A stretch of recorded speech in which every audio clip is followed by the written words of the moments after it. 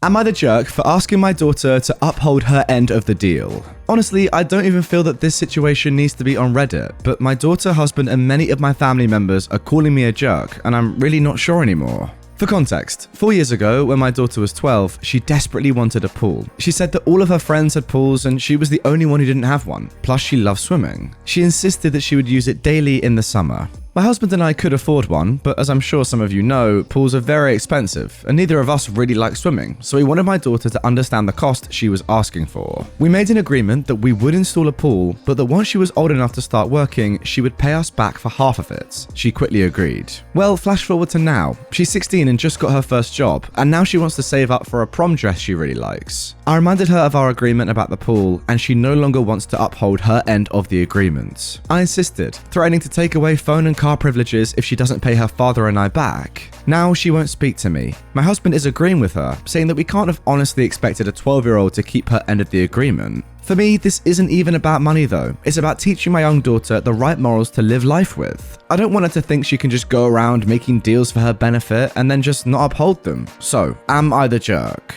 And straight away, we have our first jerk of the episode. What a start. Now look, you're not the butthole for trying to teach your young daughter morals. That's completely fine. But you are for entering into a verbal agreement with a 12-year-old for thousands of dollars. That is nonsensical. I mean, I'm not entirely sure you should ever enter into any financial agreements with your children when they're under the age of 18.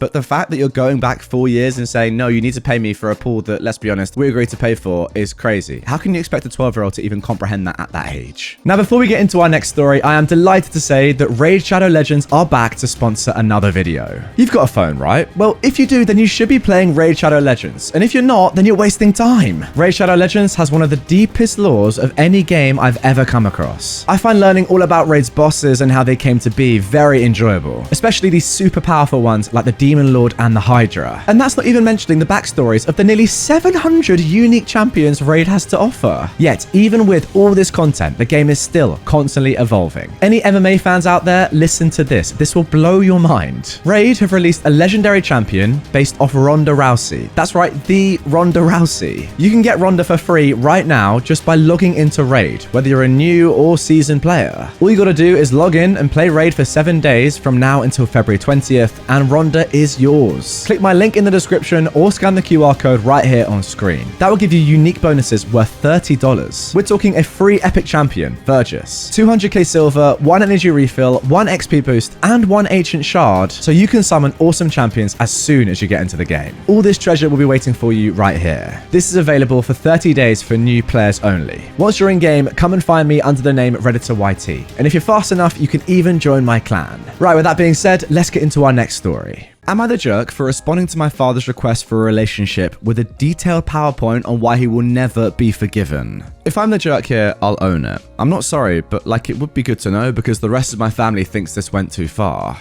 I am a 24-year-old woman. My mum died when I was 7 from leukemia. I have very few memories of her from before she was sick, and I didn't get to spend a lot of time with her in her last year. But she was an artist, and until she couldn't anymore, she'd make me little collages when she was in hospital with drawings and photos and messages for me. My grandmother put them all in a book for me after she died. I wanted to be like my mum, and my counsellor thought it would help, so I started a journal where I would do a kind of similar thing, and I've done at least 1 page a week all these years, ever since my mum died. More when I miss her or have something hard going on. So I have kind of a unique record of my mental state over the last 16 years. My father remarried when I was 9. My stepmother really leaned hard into the "I'm your mum now," and my father didn't stop her. It improved when they had my half-brother because she basically forgot about me then. Unfortunately, he got cancer when he was 3, and I pretty much ceased to exist for my father. He was either working or gone with my brother, and I spent all my teen years mostly at home, alone, or with my grandparents. The mantra was that my brother needed to be the focus because he might die, so I needed to not be selfish since I was healthy. I stopped trying to talk to him when I was 16, and it was a dark time. I moved out when I was 18, and I cut them off completely.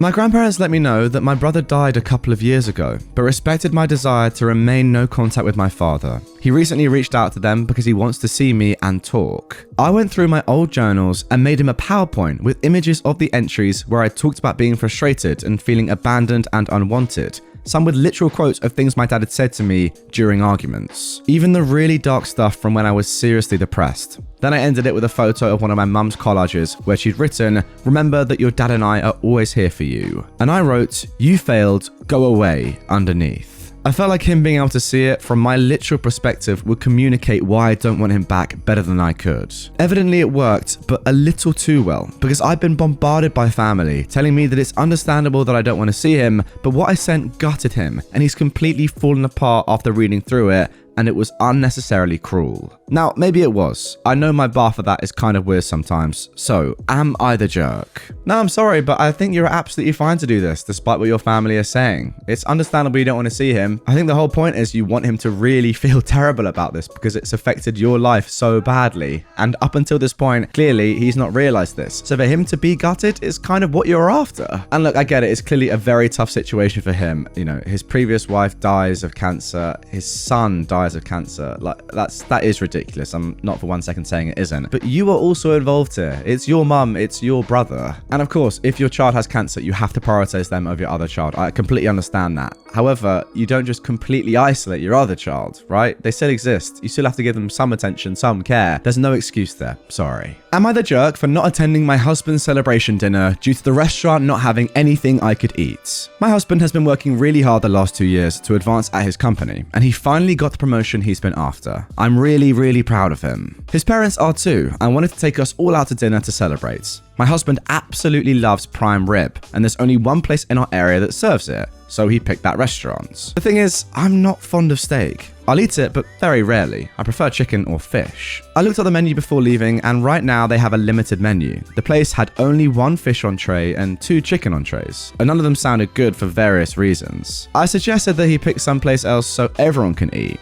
He refused, citing that we rarely get to go to this place, but go to other places in our area regularly, which is true.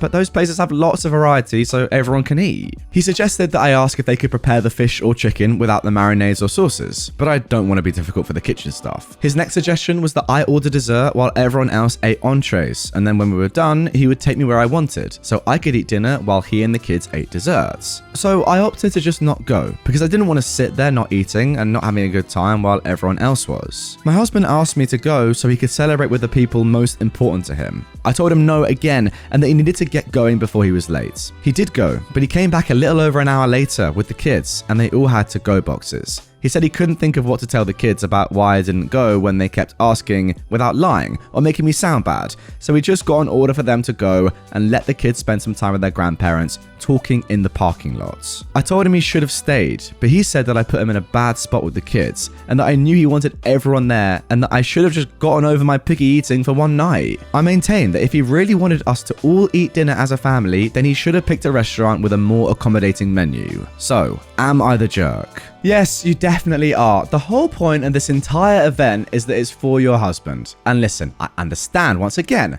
that you might not like some of the things that are going on here, but it's not about you. It's literally about your husband and, you know, a reward for all his hard work to get that promotion, which ultimately is going to serve you and the family very well, I'd imagine. What's great about this guy and what makes you the jerk is that he's offered you so many alternatives and different options and things to do and, you know, time afterwards for you to eat as well. It's his day. He wants to go and eat his ribs. Let the man eat his ribs. What I expected from the title was that maybe you had some sort of allergies or you were vegan or veggie or that sort of thing and you physically couldn't eat in these places. And that would change my mind slightly, although I would probably still say let him have this one time where he really wants to go and eat ribs and, you know, it is again about him. And you can sit there and it's not the end of the world for one meal. However, the fact that you can actually order food there, as in there's food that you can eat, you're just too picky? Nah, I'm sorry, you're 100% the jerk. He's done as much as he can to accommodate you. That's the fact. And finally, in terms of the kids, he's absolutely right. What's he going to say to them? Why is mummy not coming to eat dinner with us? Is a terrible question. Like, what do you even say apart from lying? What can you actually say in that spot? Oh, she's a terribly picky eater and she doesn't want to celebrate with me and the family. Tough.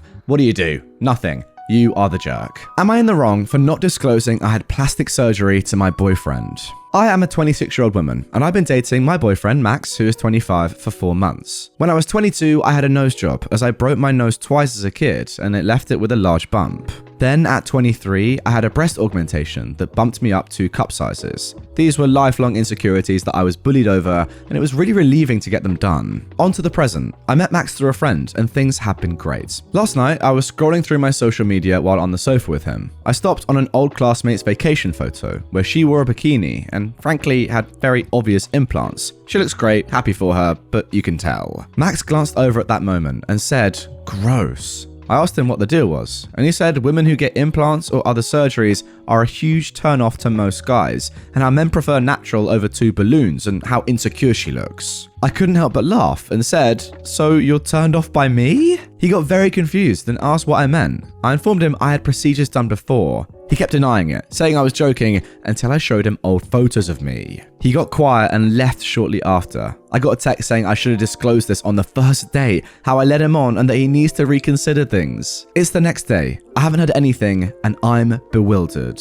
So, am I the jerk? Alright, I'm going to put myself in a position here. I'm going on a first date with a girl and we've just met. That's kind of how first dates tend to work. And all of a sudden she goes, "Oh yeah, by the way, I've had loads of plastic surgery and it's, even my nose is done and my boobs and all."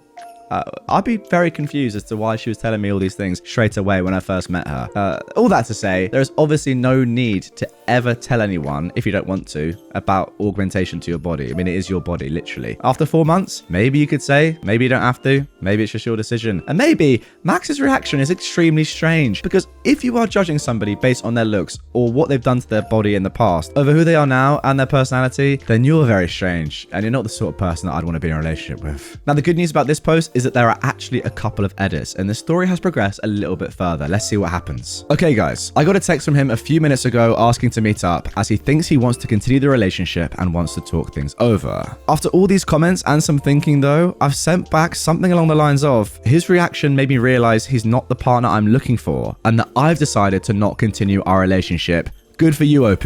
So yeah, I'm single now. Kind of confused if I should mention this to future dates before we're official to weed out any more like him.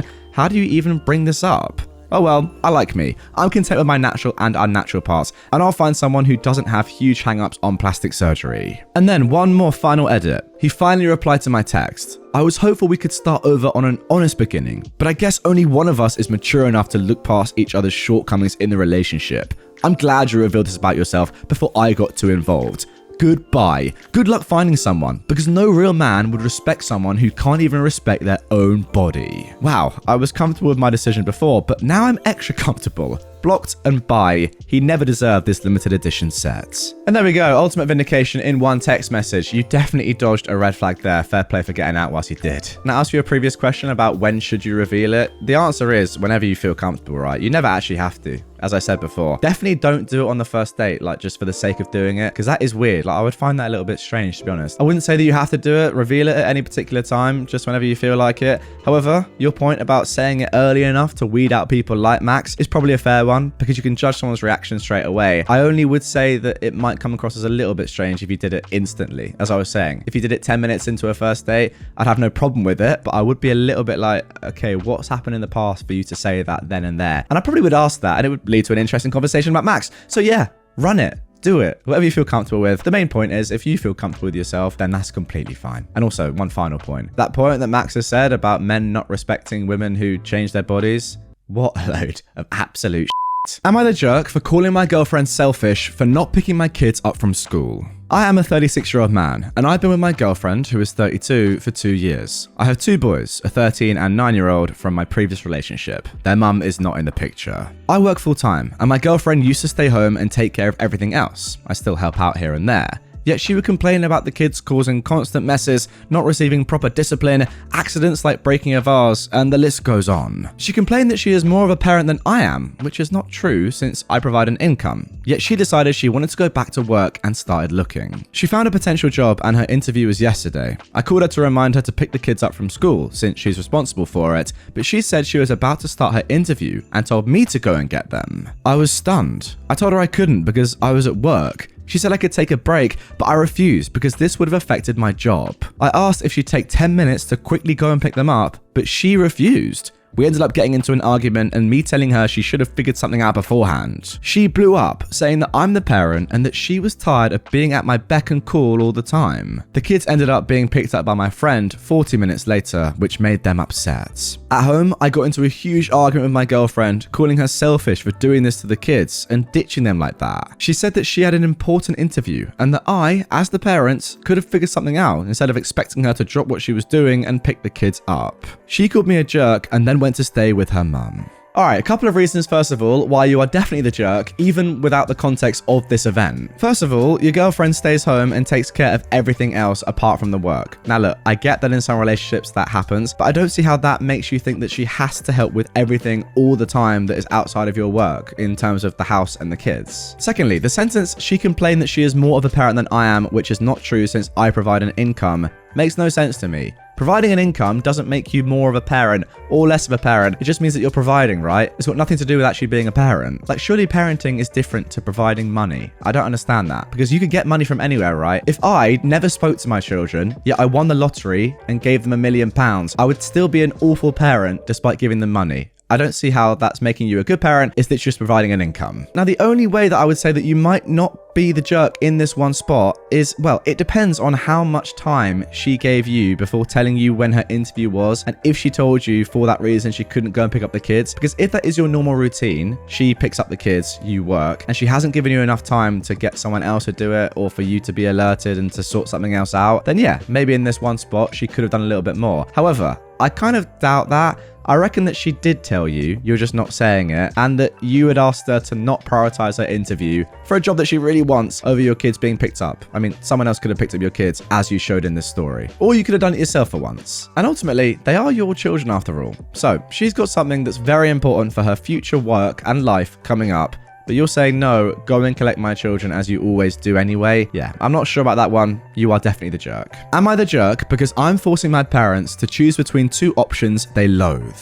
I am a 38-year-old woman, and I've recently gotten a not great medical diagnosis and prognosis. I'm at peace with it.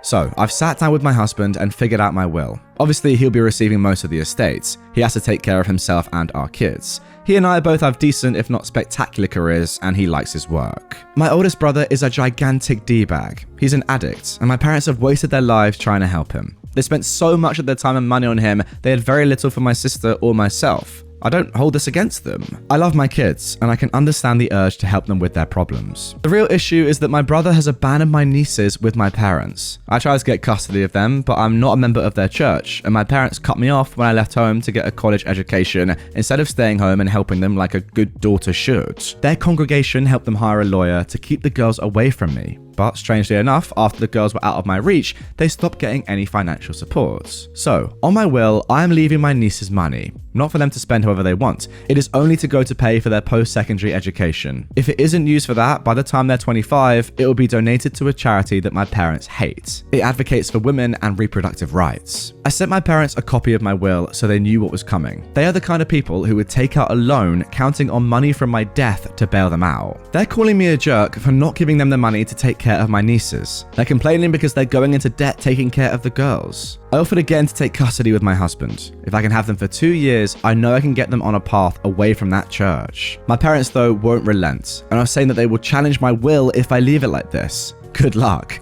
My lawyer is confident that I protected the money. I just heard from my brother. He's calling me a jerk for depriving his kids of help and forcing my parents into a trashy position. I asked him when the last time he sent them money to help with his kids was. He yelled obscenities and hung up. My husband supports my decision, but a lot of my family are calling me and asking me to help my parents with no strings attached. So, am I the jerk? Okay, so let me get this straight. Your brother is calling you a jerk for depriving your kids of help and forcing your parents into a trashy position. What have you been doing your entire life then, my friend? Not putting all the blame on him, of course, but you can't be saying these things and then acting like the way you are anyway. And as for your parents, if they had any common sense, they would understand that your nieces are getting provided for. You know, this money is going literally towards them and their education, which is obviously going to benefit them in later life. Just because it's not going to them right now doesn't mean it's not going to them eventually for a good cause. If I was your parents, I'd just be embarrassed that I'm not trusted by my own daughter to be given the money that will go towards people that I'm caring for.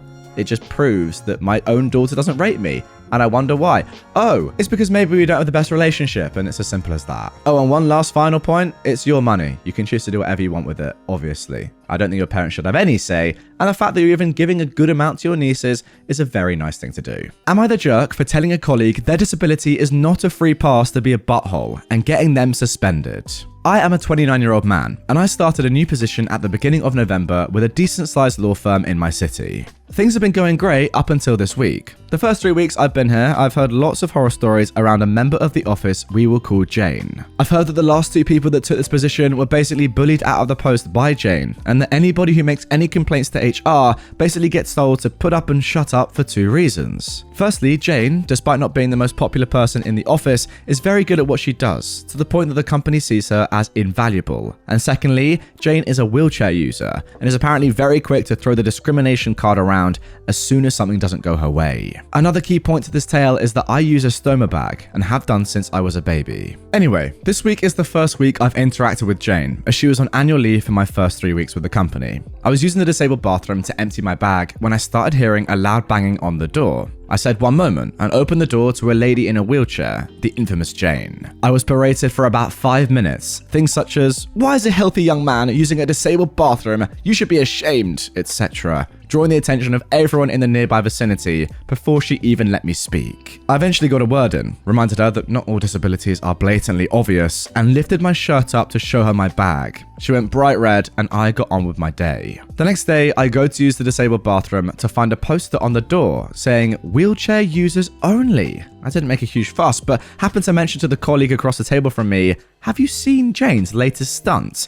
This is the woman who told me to watch out for her initially. I go home for the day and return the next to an email saying to report to HR as soon as I clock in. I get in there to be told that I'm receiving a verbal warning as my tittle-tattle in the office caused a huge bust-up between Jane and my mentor. Jane was in the office and smirking all the while. I lost my cool and told her that the only reason she's still in a job is because of how long she'd been with the business, and that she isn't going to bully me out of my position like she had my 2 predecessors. I also told her that I apologize that she's been dealt a bad hand, but that it doesn't give her the right to treat people like trash, and that she is no longer the only disabled person in the office, so she isn't going to keep getting away with her stunts. I then told HR about the bathroom incident and what followed. Eventually, Jane was suspended pending investigation. I must admit, I felt great on the day, but as the week has gone on, I can't help but feel guilty. I wanted to teach her a bit of a lesson, but not put her job at risk in times like we are having, the cost of living crisis, etc. So, am I the jerk?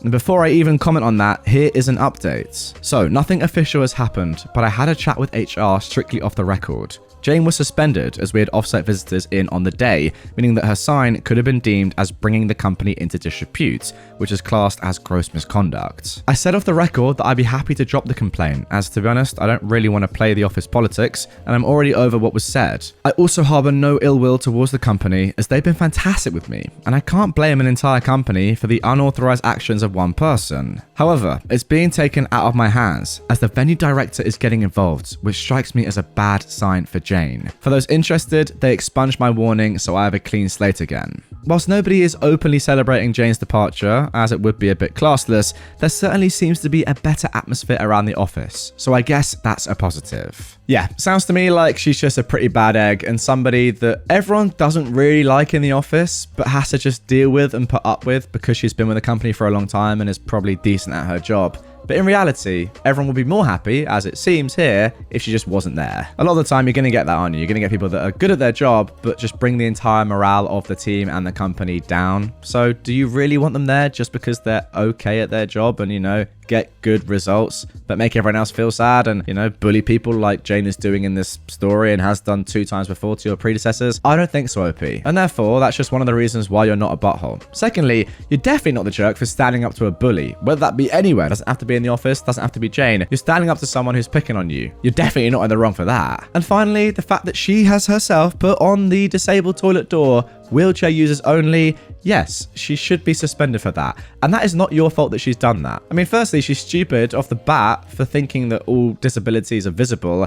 Secondly, yeah, your company could definitely be sued for that, as that has got to be ableist, right? It's ableist against you because it's saying that a disabled toilet is only for wheelchair users. That is not a thing. Oh, and I've also completely forgotten that this is a law firm. Yeah, it doesn't get much worse than that. A law firm itself being sued probably by you could easily sue because of one of their employees being stupid. Yes, you're definitely not the butthole. And the more I think about it, the more I really think that this law firm needs to get rid of her permanently.